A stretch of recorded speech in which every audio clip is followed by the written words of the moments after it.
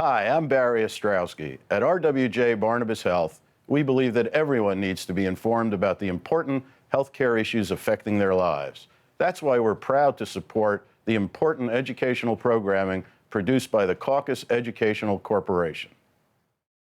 Funding for this edition of Caucus New Jersey has been provided by Investors Bank, NJIT, New Jersey Institute of Technology, Jersey Central Power and Light, RWJ Barnabas Health, Horizon Blue Cross Blue Shield of New Jersey, the New Jersey State Nurses Association, and the Institute for Nurses, advocating, positioning, educating NJ's RNs, and by the Healthcare Foundation of New Jersey, founded by the Jewish community. Promotional support provided by hipnewjersey.com. Live hard, work hard, play hard. You're from New Jersey, and so are we. And by Jaffe Communications, where business, media, and government converge in New Jersey.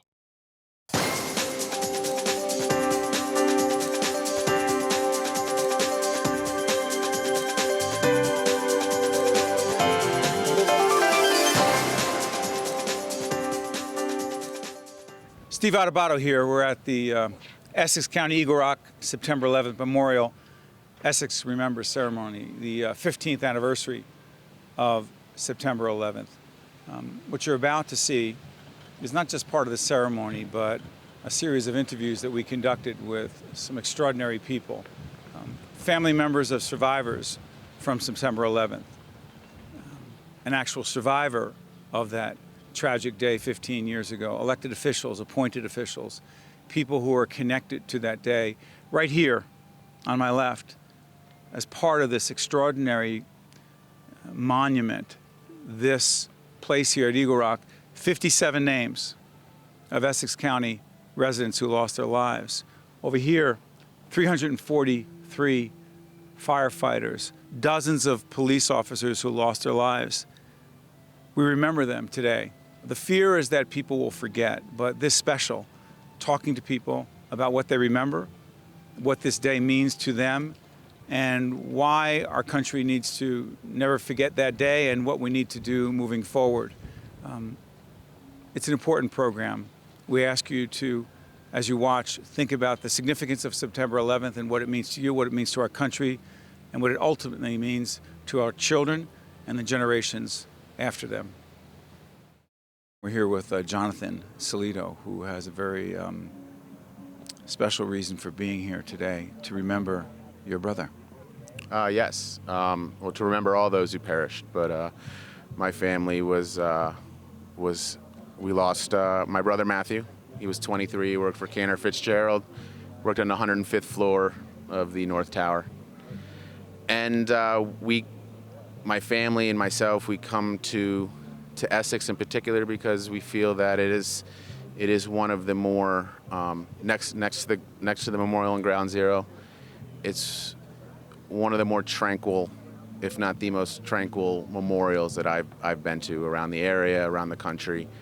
It allows us to overlook the city and still see it for the beauty that it is, while remembering that day and those we lost.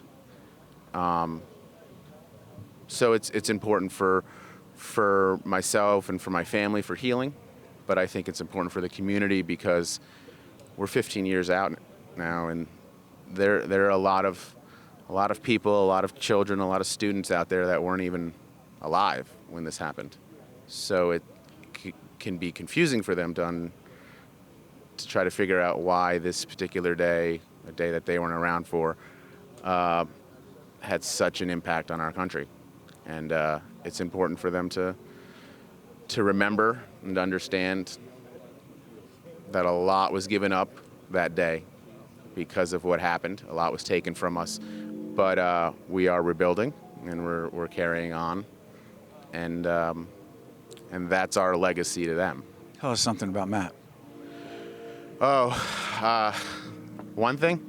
Well, he was just probably one of the most genuinely kind-hearted people I know. He was the type of individual. I mean, he worked in the high-paced world of high finance, and was dealing with some powerful people during his office hours, but had no problem on his way home, striking conversations with the conductors. And I remember one of the first days going into the city after September 11th.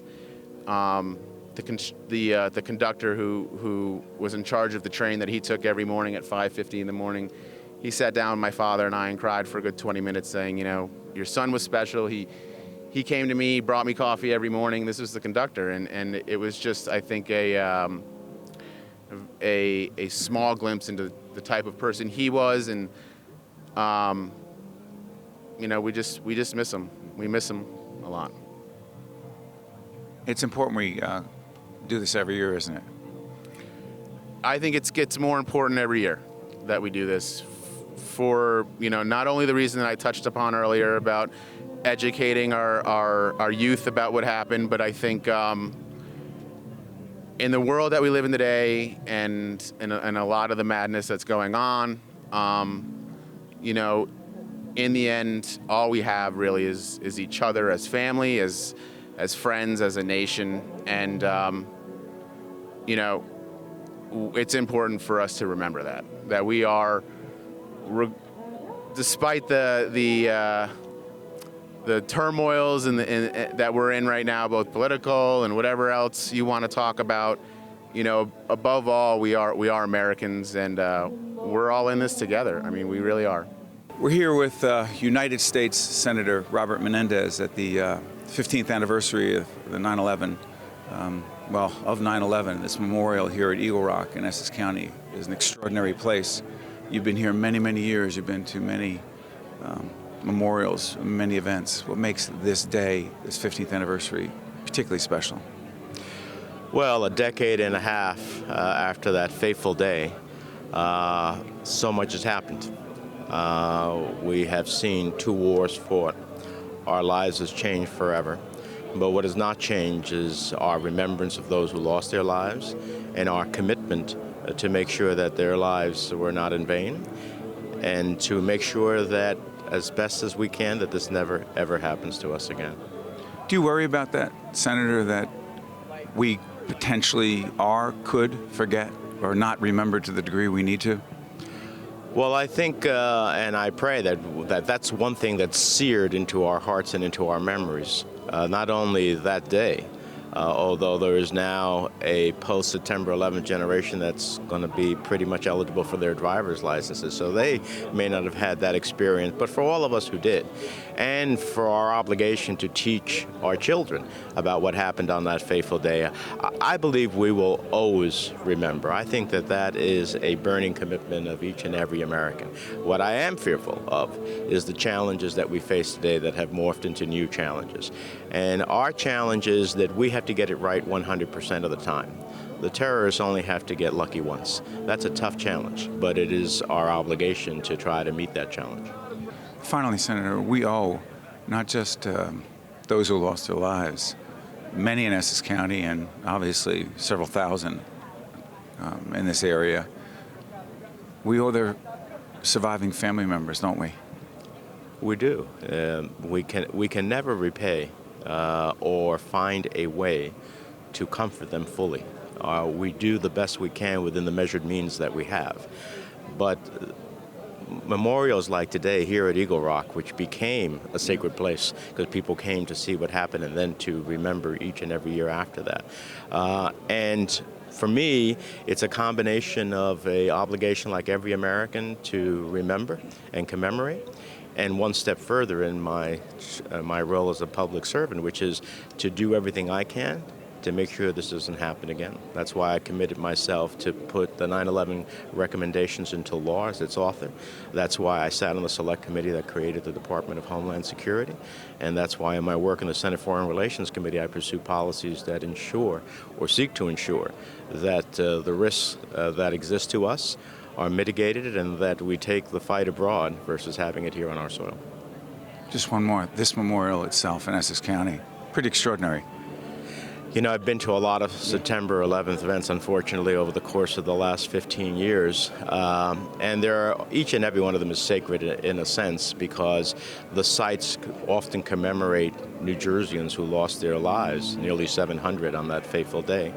But this is a very special place because of the views, because of what happened simultaneously with people coming here to see what happened, and the commitment of the county executive as well as others to make it a memorial that is enshrined and that never allows you, if your conscience or your heart fails at Eagle Rock, it can't, because you cannot forget. Thank you, Senator. Thank you. We are talking to Maria DeRosa, who would rather not be here today, would rather not have any reason to be here at the 9/11 Memorial at Eagle Rock in Essex County. But 15 years ago, to the day, lost her sister, Antoinette. Yes.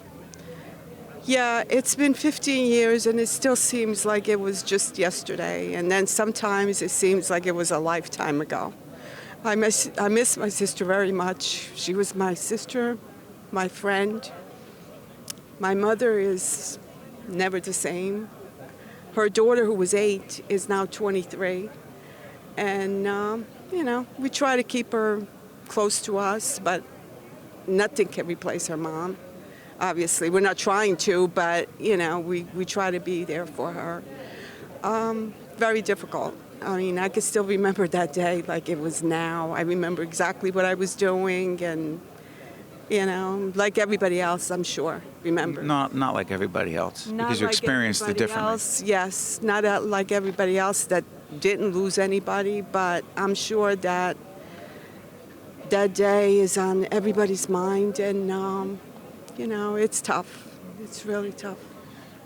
Tell us something about her personality. What was she like? My sister always wanted to please everybody. My sister was always about family. Everything was family.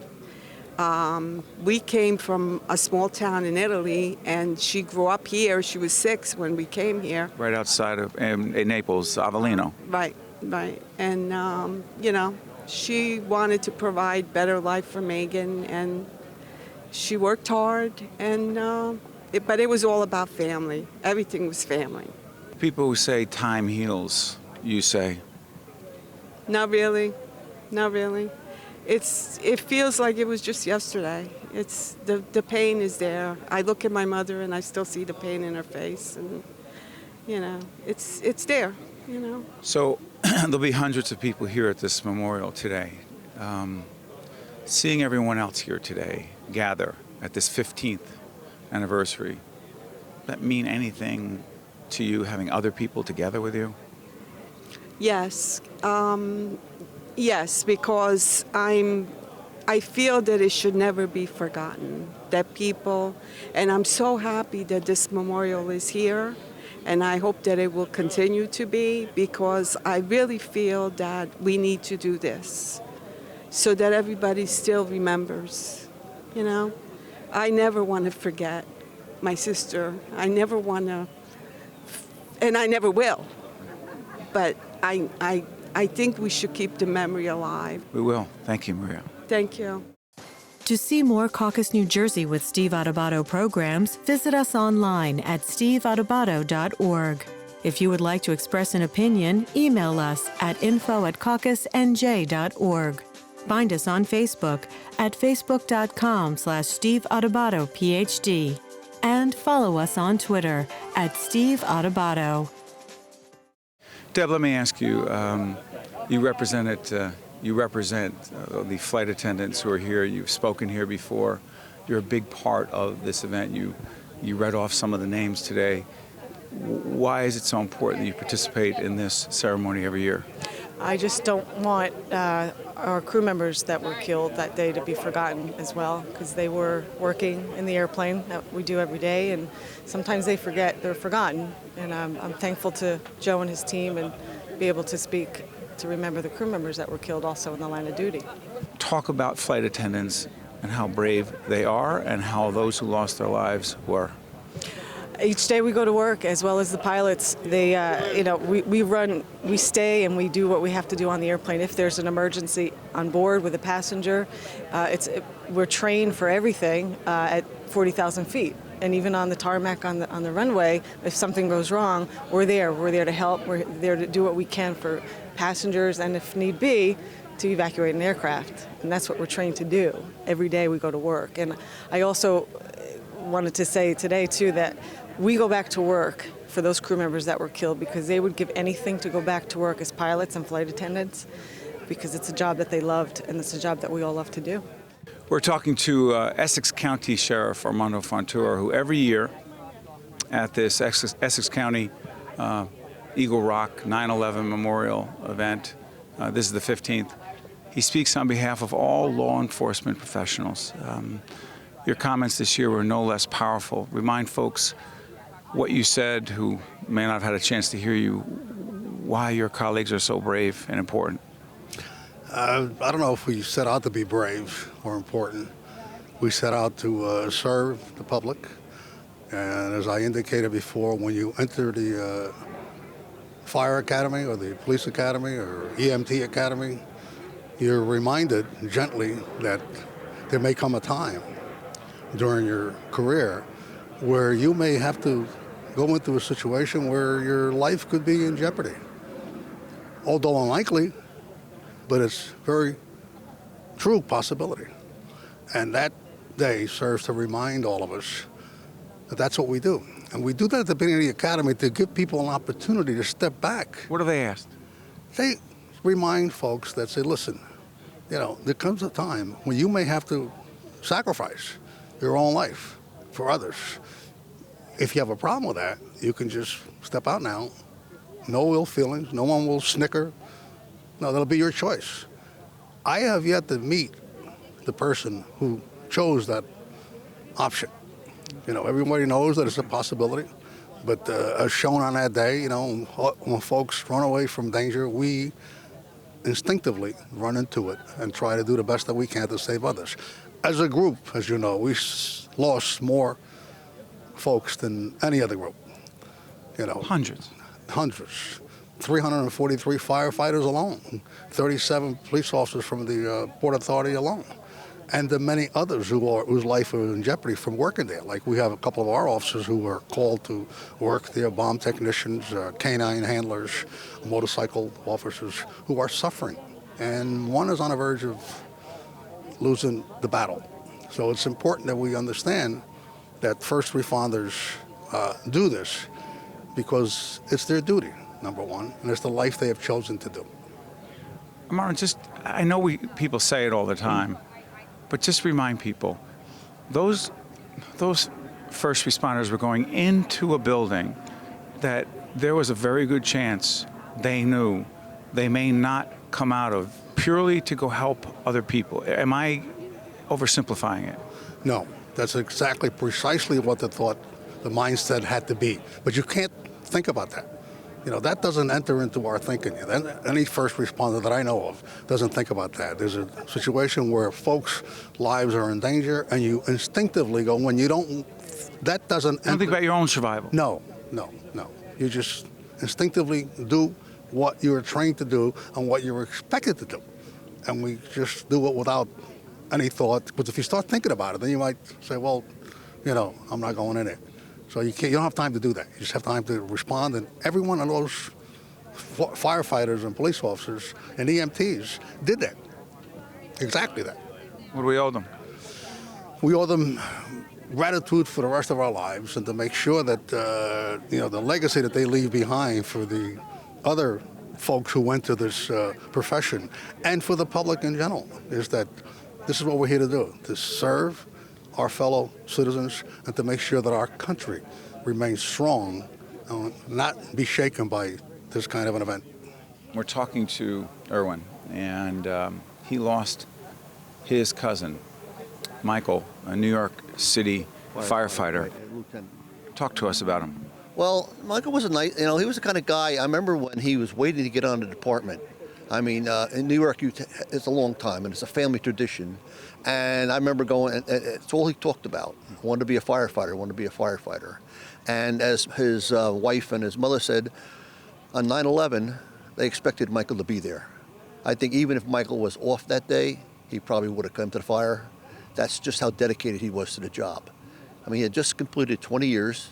He could have retired, but he just loved the job. He was a very athletic. He loved scuba diving, fishing. He's a very sportsman-like person. And from what I remember, he was a gung-ho guy. A hero. He was a hero. Well, a hero, yeah. I don't know how many people he might have saved that day. Nobody will ever know. I mean, he was found in a stairwell. Hopefully that he did his job before he passed on. I'm sure a lot of them did. One will never know. I mean, all I know is that his whole company got destroyed.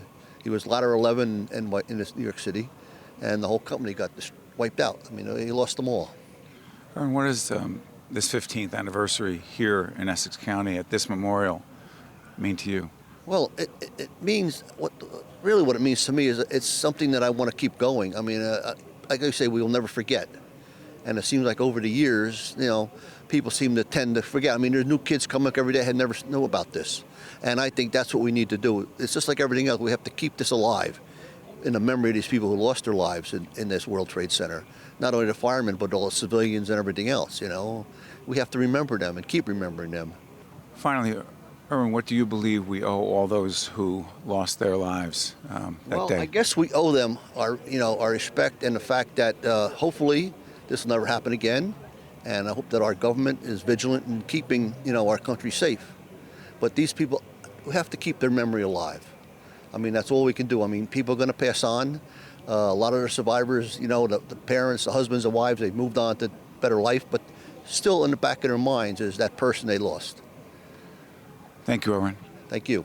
We're here talking to Mr. John Henry, who we met after the 9/11, the 15th anniversary 9/11 ceremony here at Eagle Rock in Essex County. And I saw you were taking pictures, and we started a conversation, and you served our country as a veteran. Yes, the Navy. I was in the Navy on a carrier, USS Forrestal.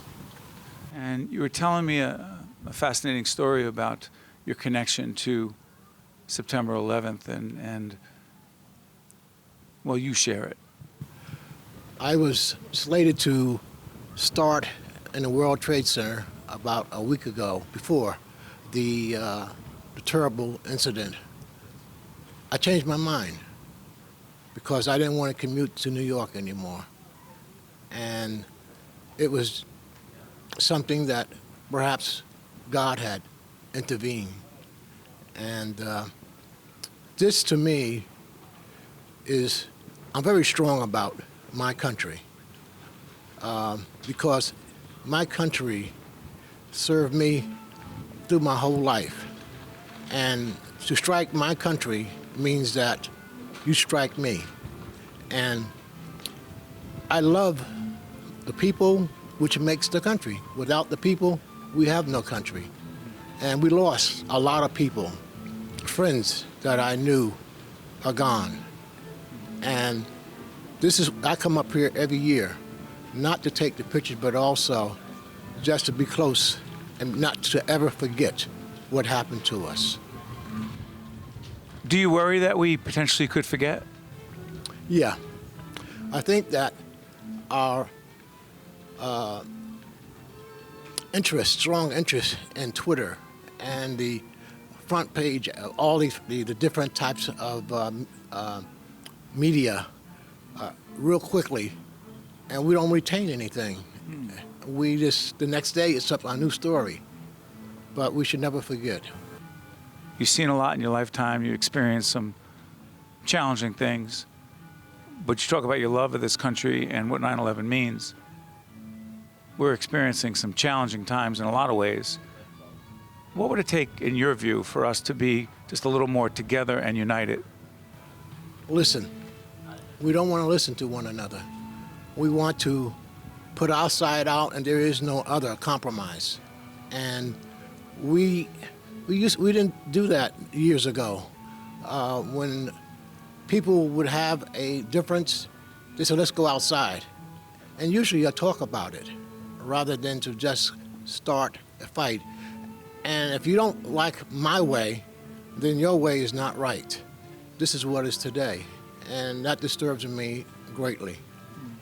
And so 9/11, or this ceremony here today, hundreds and hundreds of people of all races and religions and creeds came together, and you were part of it. How did that make you feel? every year when I come here, I see this is the people that don't forget. This becomes like a orange. It's all in one piece, you know, and you can cut into it, but it's still part of the same orange. And all the people here, whether they are a old vet or a assemblyman, senator, a child, I notice that people bring their children. Yeah. And I think this is very important. I think more and more people should bring their children and introduce them or teach them about what happened to us. And this is a way that we can say we won't ever forget. Most importantly, Mr. Henry, I just want to say thank you for your service to our country, and thank you for taking the time to talk to us. Thank you. The preceding program has been a production of the Caucus Educational Corporation, celebrating over 25 years of broadcast excellence, and 13 for WNET, NJTV, and WHYY. Funding for this edition of Caucus New Jersey has been provided by Investors Bank, NJIT, Jersey Central Power and Light, RWJ Barnabas Health, Horizon Blue Cross Blue Shield of New Jersey, the New Jersey State Nurses Association, and the Institute for Nurses, and by the Healthcare Foundation of New Jersey. Transportation provided by Airbrook Limousine, serving the metropolitan New York, New Jersey area. Caucus New Jersey has been produced in partnership with TriStar Studios. There are still 500,000 uninsured people in New Jersey who are eligible for free or low-cost health insurance. Do you or someone you know need health insurance? Or has your insurance recently changed? Healthcare.gov provides all the information you need to find new coverage. Open enrollment starts November 1st. You may qualify for financial assistance or for New Jersey Family Care. Free local assistance is available to help you understand your options and get enrolled before the deadline so you don't have to pay the penalty.